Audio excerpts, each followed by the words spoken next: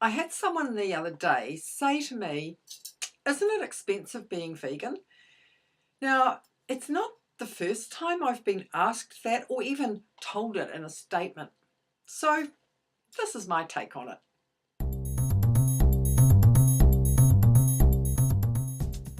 Hi, Fee here, the Healthy Vegan author, helping people to go vegan through my books and encouraging you to stay a healthy vegan.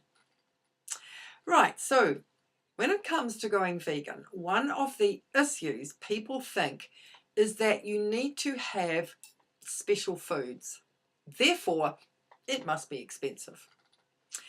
Now, obviously, they're thinking about the vegan sausages or the vegan patties or the packets of ready-made, things like the Linda McCartney sausage rolls or Fry's Schnitzel or one of the many other vegan pies, plant chicken nuggets or whatever else. Sure, these are expensive, but the point is you probably wouldn't want to be eating them all the time. So let's have a look. Let's do a comparison. Let's look at a Linda McCartney's country pies suitable for vegans. Here in New Zealand, a box with 2 pies is $7.50. That means each pie comes in at $3.75. Now, in the same supermarket, a 6-pack of meat mince pies is $5.90. That's just under $1 each. So, yeah, it's way more expensive. And at the end of the day, there's just as much processed stuff in the vegan pie. In fact, there is more than what there is in the mince pie. Now, of course, one could argue Linda McCartney's food is top of the range. So I did try to get the more quality brand of meat pie. However, it doesn't really matter because vegans shouldn't be eating processed, ready-made meals just like meat eaters shouldn't. So let's look at a normal, make-it-yourself meal for one person or one serving. And let's go with a shepherd's pie. Pretty standard.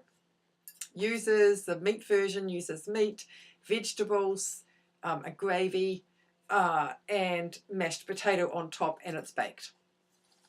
And the vegan version uses lentils instead of the meat, but exactly the same. It's actually a really delicious and great winter meal. So the veggies, obviously, are the same price for both. Minced meat is around $2.50 a serving. So the amount of meat that goes into it, you're looking at around about $2.50 for one serving. Dried lentils is about 30 cents per one serving. And if you buy in bulk, the lentils, it would be even cheaper. Now, you do put the lentils in just the same as you put in the minced meat. Well, actually, no, you don't. I think, because it's years since I've made one, I think you actually sear the meat first. I'm not sure. So for the vegan version, there's actually one less step and one less pan to clean. But let's do the comparisons of the nutritional value of it. So the meat, the calories in the meat one is 420 calories. The vegan calorie count is 218. The fat content in the meat one is 21 grams, of which 9 grams is saturated fat. And in the vegan version, it is 4 grams, of which 1 gram is saturated. The carbs in the meat one is 29 grams. In the vegan one is 84 grams. The protein in the meat one is 28 grams, and in the vegan version is 10.5 grams. Cholesterol in the meat version is 108 milligrams. In the vegan version, 0. Fiber in the meat in the meat version is 7 grams, and that's coming from the vegetables. And the vegan version, it is 11 grams. So you can see the difference. Now, if you're looking at the protein, the daily recommendation is 46 grams for women and 56 grams for men.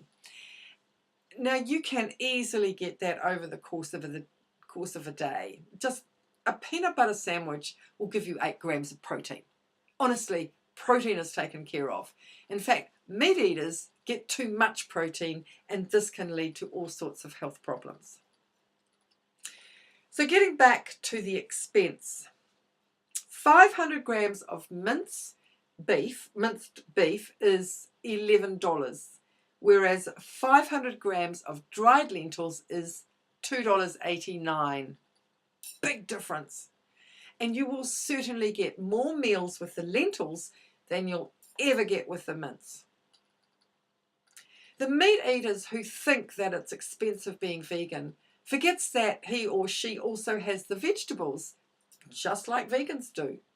They can also have hummus or pesto, that their cheese is actually not that much different, maybe slightly cheaper by about 50 cents, unless you're getting the really processed cardboard type. I am speaking about New Zealand, don't know about other countries. The main thing is that the vegan source of protein, or the filling part of the meal, can be peas, beans, lentils, whole grains, nuts and seeds. And these are staples and are nowhere near as expensive as meat or fish, because they don't have this number of servings per the same weight as vegan foods do. So don't let anyone tell you that eating vegan is expensive. It's not. In fact, in most cases, it is far cheaper. And now it's time for the wee bonus fact.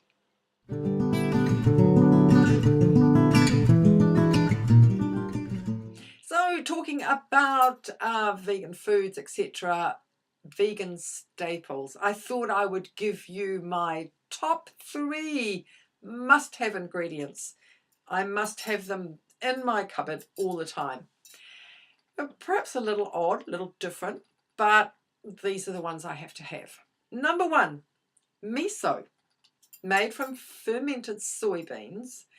That's the one I normally get. This gives a salty flavour to any dish. Now, I will quite often add a couple of teaspoons to hummus when I'm making it, just because I can.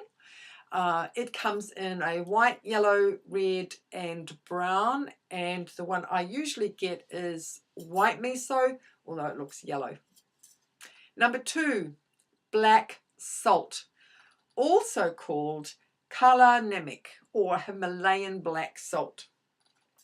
Now, I use this to give an egg-like flavour, especially when doing scrambled tofu. It's got that eggy smell because of the sulfur content. It's healthy too. We all need a little bit of the devil's den, which is the sulfur, every so often. And number 3, dates, both fresh and dried. Now, basically, these are my sugar.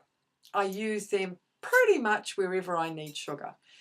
Fresh ones, when I can be bothered, I'll blend up to a paste, or I will soak dried ones in some boiling water for about 10 minutes. But I don't only use them as a replacement for sugar. I will chop them up and put them into a salad.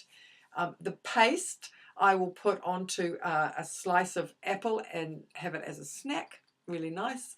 I use it in smoothies, when I stew fruit, and obviously, you know, when I'm making a raw dessert.